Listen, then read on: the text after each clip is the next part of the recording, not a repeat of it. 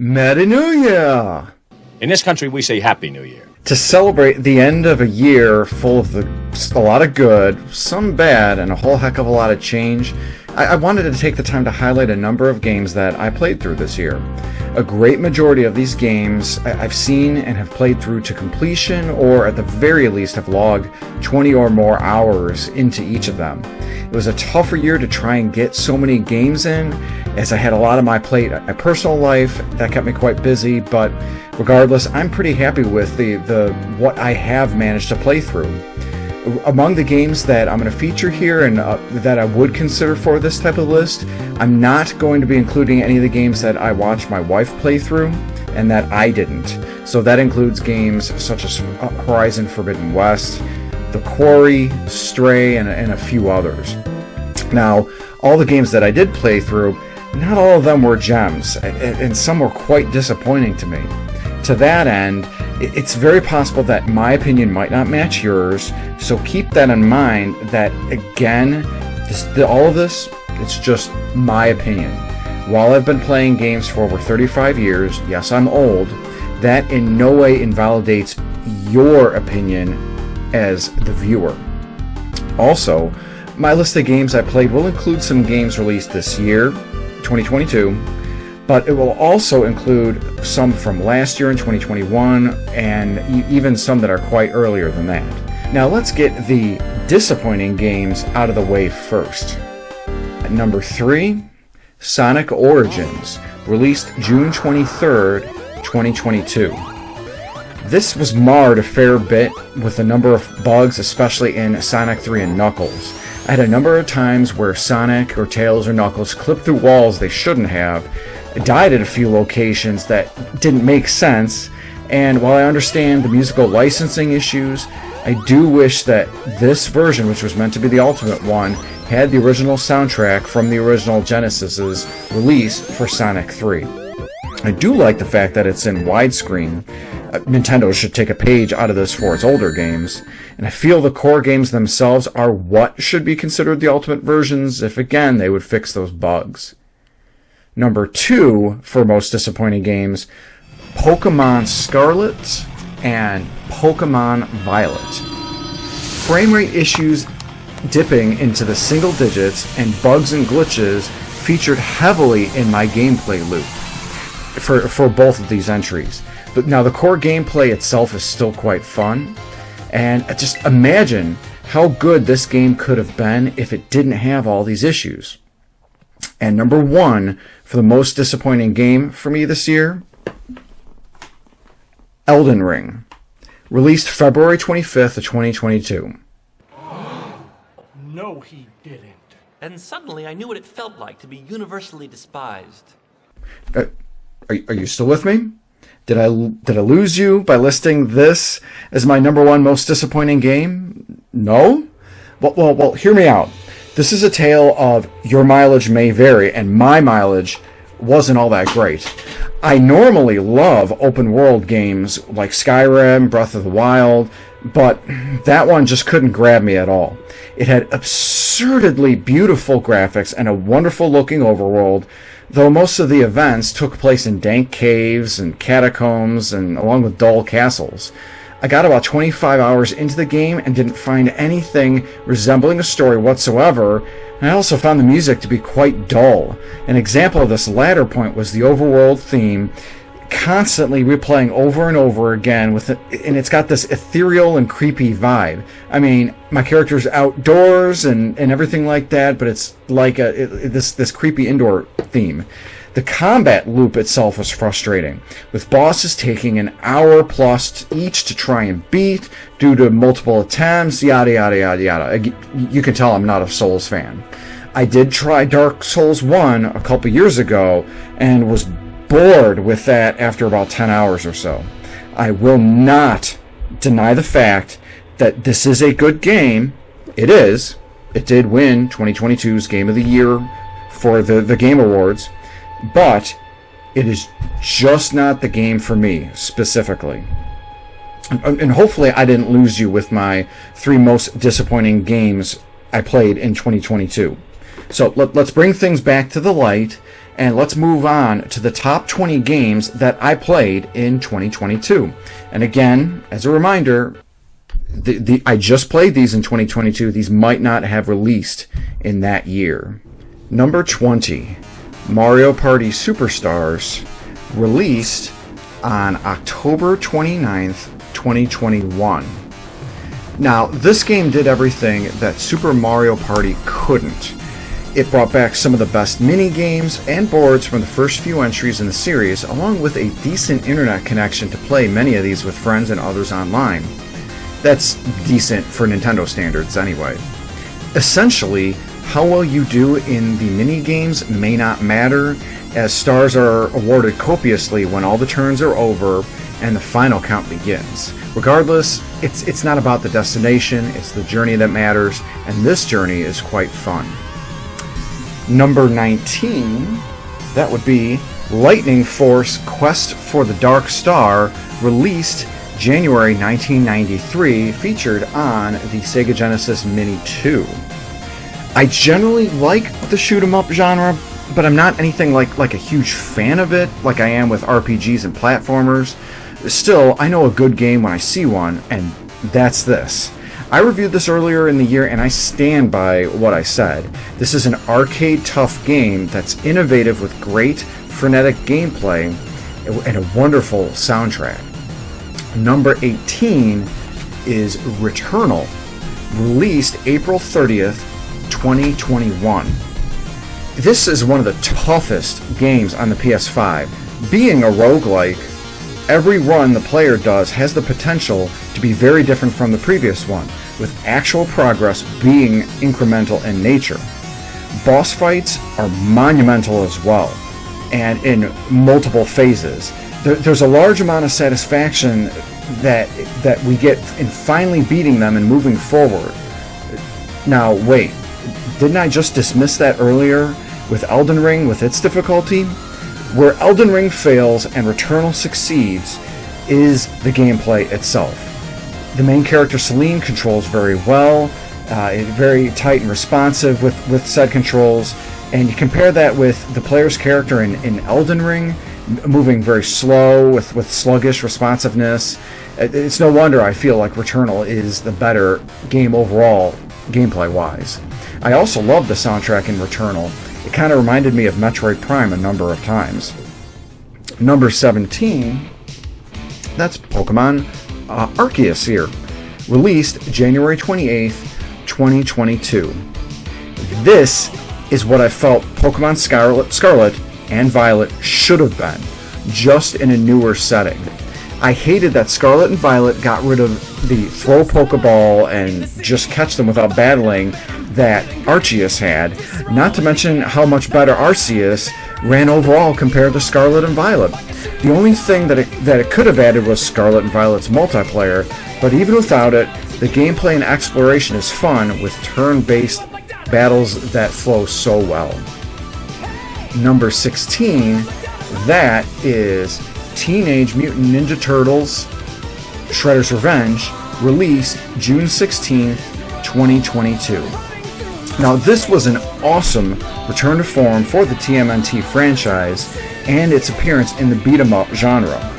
While this implements a number of new aspects to the video game series overall, such as 6 players playing all at once, it has so many fantastic references to previous video games, as well as the TV shows and movies. The game itself can be a bit easy, as super ability meters that are in it can be recharged by completing a successful taunt, but regardless, it feels like a true sequel to what is the best Teenage Mutant Ninja Turtles beat-em-up, which is Turtles in Time.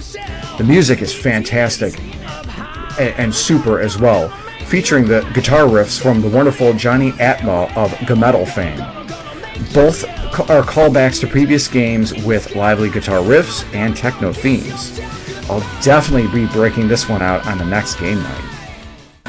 Number 15, Ys 9 Monstrum Nox, released February 2nd, 2021.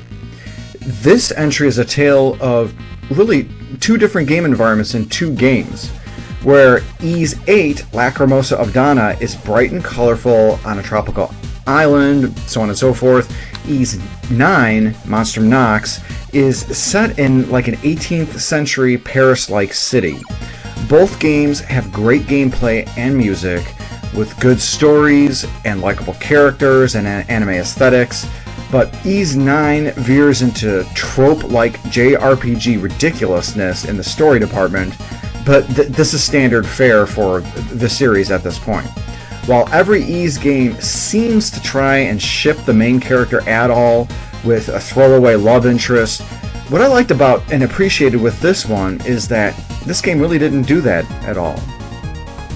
Number 14 is Streets of Rage 2, released February 20th, 1992, available as you can see here on the Sega Genesis Mini 1.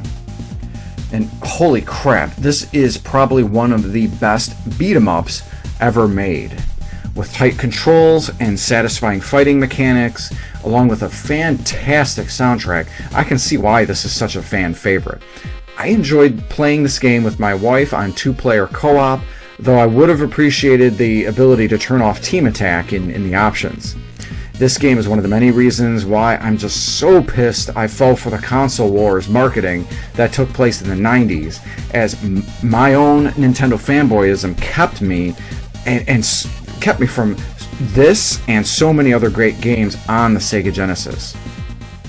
And number 13 is Shinobi 3 Return of the Ninja Master, released August 22nd, 1993, again on the Sega Genesis Mini 1. One of the many games here. So, while not as tight and fast as Ninja Gaiden on the NES, Shinobi 3 still controls quite well and is a cinematic masterpiece like Ninja Gaiden is. And the difference between these two is that the cinematics take place in Shinobi 3's gameplay itself, whereas Ninja Gaiden sees that in between levels. The player in Shinobi 3 sees themselves control the main character as they journey through forests, on horseback, water surfing, and even more varied and different environments. I will admit the last level and its ninja playground craziness had my nerves shot by the end of it, but man, this was just so much fun overall to play. And number 12 would be Teenage Mutant Ninja Turtles, the Cowabunga Collection, released August 30th of 2022.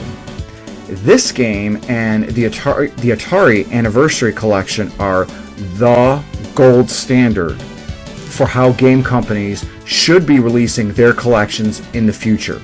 Now, I've gone over all of the collections available on the Nintendo Switch before on previous videos, but all of those don't have near the amount of features that the Cowabunga Collection has.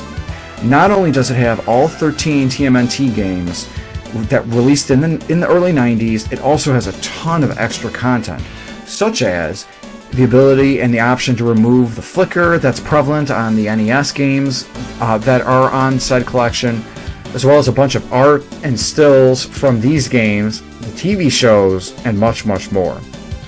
Not every game on that collection is a winner, but the collection itself sure as heck is. Number 11, Kirby and the Forgotten Land, released March 25th, 2022.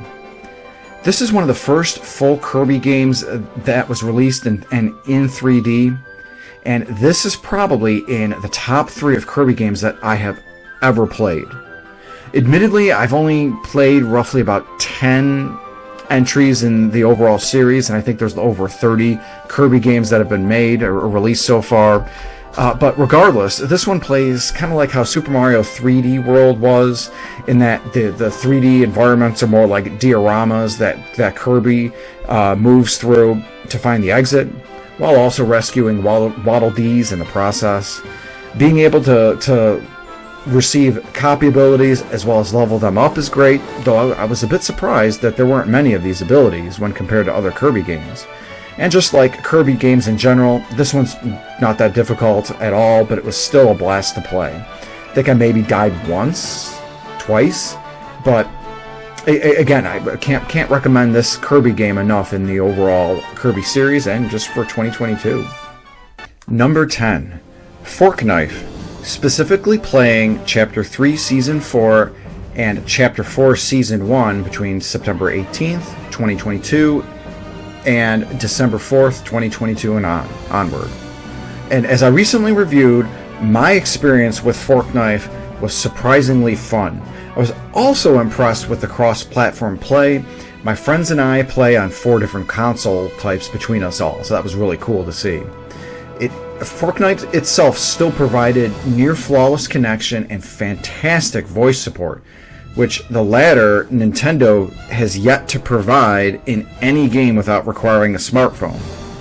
Gameplay itself for Fork Knife is great and fast, with the Battle Royale style play allowing quick connection to the next game in case of a loss, and it still feels very satisfying when a victory is obtained.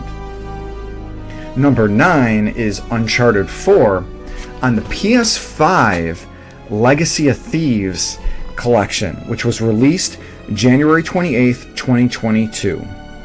Now, I started playing Uncharted 4 on the PS4 halfway through when the PS5 version here came out. And this version does allow uploading PS4 saves into it, so I didn't lose any of my progress at all, which of course I greatly appreciated. I noticed the game did look just a little bit better from when I was playing the PS4 version, but it wasn't by much. I figured at this point we're getting to where there's diminishing returns on graphics versus previous generations of consoles, so overall improved gameplay is going to be key. The PS4 version played fine, the PS5 did as well, so no issues there. Uncharted 4 itself features a fantastic end to Nathan Drake's story arc with movie quality characters, story voice acting, and decent gameplay as well. And I'm going to be jumping into Chloe's story here on Uncharted Lost Legacy, hopefully sometime soon. Number 8 is Phantasy Star 4, End of the Millennium, released February of 1995, again on the handy dandy Sega Genesis Mini 1. I am so glad I was able to get one of these since I've gotten into the Sega Genesis itself this last couple months here. I have a review pending for Phantasy Star 4 that's going to be released shortly. I suppose being on my top 20 for 2022 is sort of a spoiler, but I really enjoyed this game quite a bit. I suppose that's due to this game. Essentially, it's a classic JRPG at its core, just something that I love quite a bit. Its biggest weakness is the shoddy English translation. If there's ever a game that needs a remake, it's this one. And number 7, no surprise here, Mega Man The Wily Wars, released December 31st, 1994. And as I mentioned in my review earlier this year, I had played this Mega Man before and it just didn't grab me back then. Again, I think that was through emulation. But now that I have some experience with the Sega Genesis games, I was able to return to this entry and really appreciate what this game was trying to do here.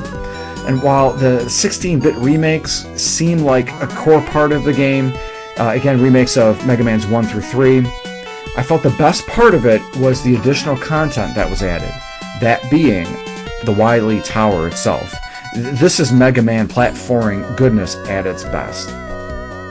Number 6, Castlevania Bloodlines, released March 17th, 1994, again on the Sega Genesis Mini. Everything I said about Mega Man Wily Wars being played before also applies here to Castlevania Bloodlines. Once I got the swing of Sega Genesis games overall, I finally got what this game was selling, and boy does it sell it well. Castlevania games feature tough but fair platforming with macabre themes and great music, which is what this game specifically does as well. It's a short but sweet affair overall, and one that probably is the best Sega Genesis game I've played thus far that isn't Sonic the Hedgehog 2. Number 5, Tales of Arise, released September 9th, 2021. My dumb butt bought the European version of this game I didn't realize it until I couldn't get any of the DLC or in-game shop stuff to work on my US PS5. I was able to play the game to completion, and then return that in exchange for a US copy, but all of my save data didn't at all translate from the European version to the US one. Yeah, while that sucks, I at least know that this game has great action RPG gameplay, good ambient music to many beautiful and varied environments, along with a compelling story and fantastic characters to motivate me to replay it again. The voice acting that appears in it is also excellent as well, though it's a bit jarring to hear Futaba from Persona 5, a voice actress, also playing the main character, Shion, here in this game. And that's done by the excellent VA, Erica Lindbeck. And I just feel so fortunate that her and the other voice actors, they do such a great job bringing these characters to life in RPGs and other games like this. And the other ones that I'm about to list here, which also includes number 4, Triangle Strategy, which was released March 4th of 2022. This is an awesome tactical RPG with a varied but not overly complex battle system. To that end, I also love how it and many current-gen tactical RPGs, they ditch the permadeath aspect of it. And I like this being an option that can be switched on or off, but again, I avoid permadeath since I don't want to lose a character for good, and permadeath just often makes the player, especially myself, reset the game and just try to redo the battle anyway without that said character dying. I also appreciated this entry for the Game of Thrones-like story, sans all of the sexual bojazz that lends itself to just being there for attention-seeking purposes. The many decisions to make, while not novel for an RPG itself, are done to great effect here and can result in drastically different endings, with 3 possible, as well as an additional 4th or true ending. And number 3, Ys 8, Lacrimosa of Dana, released September 12th, 2017. This and the last 2 on my list are perfect 10s. So the overall order for these last 3 are kind of being made on my own personal preference alone. Ys 8 is also probably the best Ys game in the series overall, as the gameplay, the music, the aesthetics, they're the best that they've ever been for this action RPG series. The characters are well developed, and the story is quite interesting as it journeys through many different types of kind of movies, really, such as The Beach, Jurassic Park, Ghost Ship, and much, much more. If you're looking for a great game to jump into Adol's journey, I recommend Ys 8 as a fantastic starting point. Number 2 is Xenoblade Chronicles 3, released July 29th, 2022. With great action RPG battle mechanics, fun world exploration, and just fantastic music overall, this is probably one of the best RPGs released this year.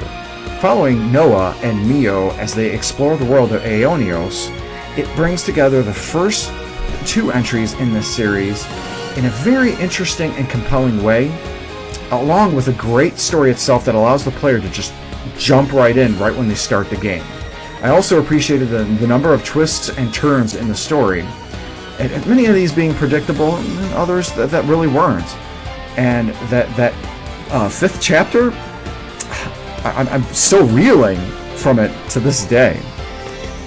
But my number 1 for 2022 is the Final Fantasy VI Pixel Remaster on Steam, released February 23rd of 2022. This is my favorite entry in my favorite video game series of all time, so another version of it being released hitting this number one spot here shouldn't be a surprise at all. What is a surprise is the fact that I believe this is the best of said entry, with the entire soundtrack being orchestrated, overseen by Nobu-san himself, along with keeping the core gameplay and RPG mechanics in place, while also eliminating all of the superfluous fluff that was added in the Game Boy Advance version, it's no wonder that this is the best. The shining star of this version is the HD 2D version of the opera scene, also fully voiced as well. I've bought every version of Final Fantasy VI before, and if they ever do said HD remake version, HD 2D remake version, of course I'm going to buy that too. I'm an idiot. I buy all of these Final Fantasy games. So that's my list of top 20 games, as well as a few disappointing ones that I played in 2022. Now, what are your favorite games that you've played in 2022? Let me know in the comments section below. Please like, subscribe, and ring that bell for notifications for when more videos are released. Thank you so much for watching. I really appreciate it, and I hope you all have a great day.